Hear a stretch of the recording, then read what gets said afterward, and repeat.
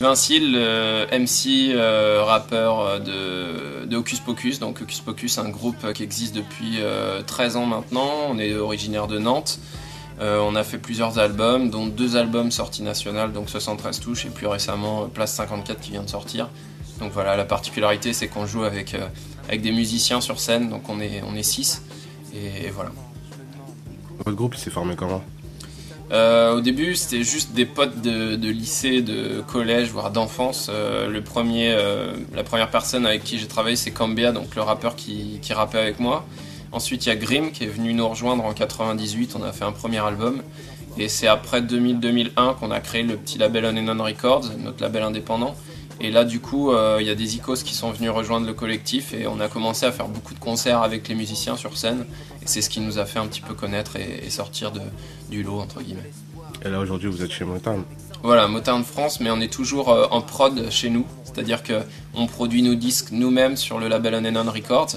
Et après, on amène le disque fini chez Motown ULM pour la distribution et la promotion. Donc on est en licence chez eux.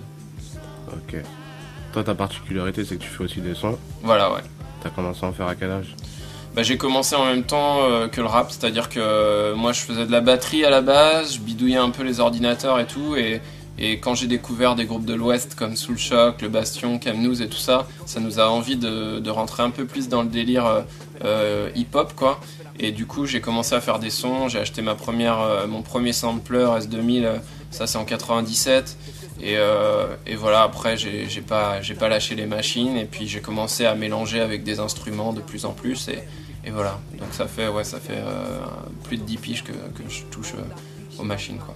T'en fais pour Hocus Pocus, mais t'as eu l'occasion d'en faire aussi pour qui ? Alors j'ai taffé sur des sons à l'époque d'Original Bomb Attack. C'est la première fois où j'ai fait beaucoup de collaborations avec des artistes de l'extérieur. Donc il y avait Diams à l'époque, c'est un peu ce qui m'a fait connaître aussi avec le morceau Suzy. Il y avait DC sur son album, il y a eu Fab sur La Rage de Dire aussi. Il y a eu Sully et Phil, il y a eu la Scrat Connection. L'Escadrille aussi sur l'album sur Original Bomb Attack, il y avait les X-Men, enfin il y avait tous les gens de l'époque Time Bomb dont j'étais fan moi au début, etc. Et voilà, donc j'ai fait un peu ma petite place comme ça dans le milieu hip-hop, on va dire. Puis après j'ai suivi ma route avec Hocus Pocus en parallèle, quoi. Aux yeux du grand public, Hocus Pocus c'est un groupe plutôt atypique.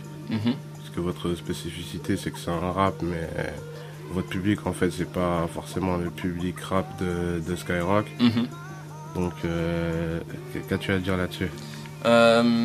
C'est vrai que notre particularité c'est aussi le fait d'avoir des musiciens et le fait d'être tourné autant vers la musique que vers le flow et les textes.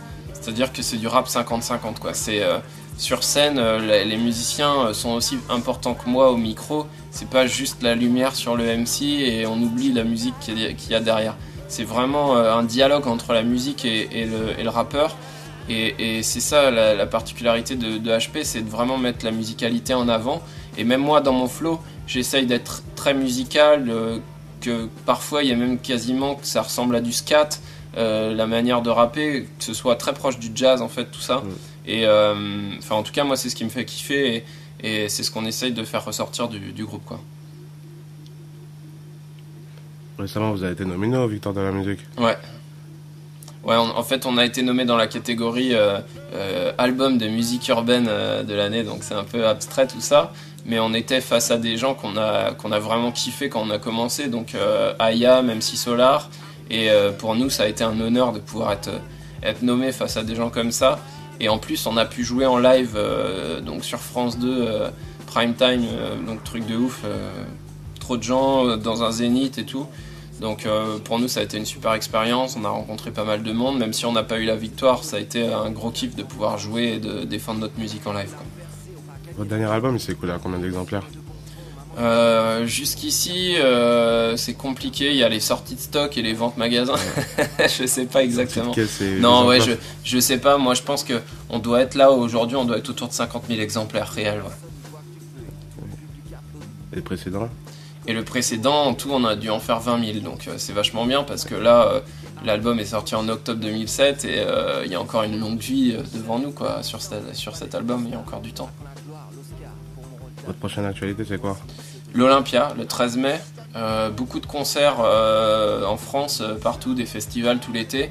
Et puis à la rentrée, on fait le 7, 8, 9 octobre à l'Alhambra à Paris. Donc pour les gens qui sont de région parisienne, qui veulent venir nous voir, voilà, il y aura 3 soirs de suite. Et puis à Nantes aussi, il y aura sûrement une grosse date en novembre. Et puis des dates un peu partout en France, vous pouvez retrouver les dates sur les MySpace, etc. Et puis un nouvel album, mais ça c'est pour un peu plus tard. Ça n'a pas été trop dur de démarcher sur Paris, vu que vous venez de Nantes à la base? Bah en fait nous on n'a pas trop démarché quoi. En fait on a fait notre truc à fond, avec le cœur, vraiment parce qu'on croyait à notre délire et qu'on se faisait vraiment plaisir en faisant du son. Et du coup c'est plus les gens qui sont venus vers nous et qui nous ont contactés. On a quand même un pied-à-terre à Paris qui est notre petit label On and On Records, avec qui on fait nos vinyles, etc. Et ça permet aussi d'avoir un contact direct avec les médias et les maisons de disques, etc. Mais nous, on reste vraiment nantais dans l'âme et on n'a jamais eu la démarche d'aller avec nos maquettes dans les maisons de disques, etc. quoi. C'est vraiment... Notre travail, il s'est fait par la scène, en essayant de montrer ce qu'on était capable de faire sur scène, etc. quoi. Donc c'est eux qui sont venus à vous? Ouais, dans un second temps, on a fait les choses par nous-mêmes en créant notre label et puis les gens après sont venus à nous pour emmener le truc vers... pour franchir certaines étapes quoi, qui sont pas forcément évidentes à franchir en indépendant quoi.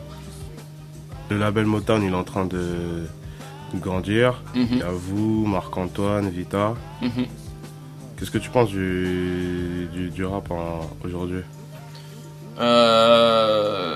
Aujourd'hui le rap il se diversifie et c'est tant mieux. C'est vrai qu'il y a autant un rap hardcore qu'un rap plus musical ou plus alternatif. Enfin moi j'aime bien le rap alternatif de manière générale, tous les gens qui vont essayer d'aller faire des croisements avec d'autres musiques, que ce soit les musiques électroniques, le jazz, le funk ou le rock parfois. Enfin en tout cas j'aime bien les gens qui essayent de s'ouvrir, qui restent pas fermés dans leur délire et qui répètent tout le temps les mêmes trucs quoi. C'est vrai que moi j'écoute plus des gens qui vont essayer d'aller chercher dans d'autres directions.